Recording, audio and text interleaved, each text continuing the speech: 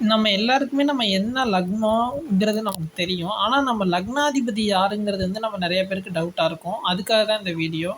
இப்ப நீங்க வந்து மேஷ ராசியில பொறந்தீங்கன்னா, உங்க லக்னாதிபதி வந்து செவ்வாங்க. நீங்க வந்து மேஷ ராசியா இருந்தாலும், விருச்சக ராசியா இருந்தாலும் உங்க லக்னாதிபதி வந்து செவ்வா.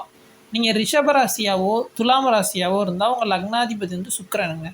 நீங்க மிதுன ராசியாவோ, இல்ல மிதுன லக்னம், கன்னி லக்னமா இருந்தாலோ, உங்களோட லக்னாதிபதி வந்து புதன்ங்க. நீங்கள் கடக லக்னமாக இருந்தீங்கன்னா உங்கள் லக்னாதிபதி வந்து சந்திரன். உங்கள் சிம்ம லக்னமாக இருந்தீங்கன்னா உங்கள் லக்னாதிபதி சூரியன். நீங்கள் தனுசு லக்னம் இல்லைனா மீன லக்னமாக இருந்தீங்கன்னா உங்கள் லக்னாதிபதி குரு.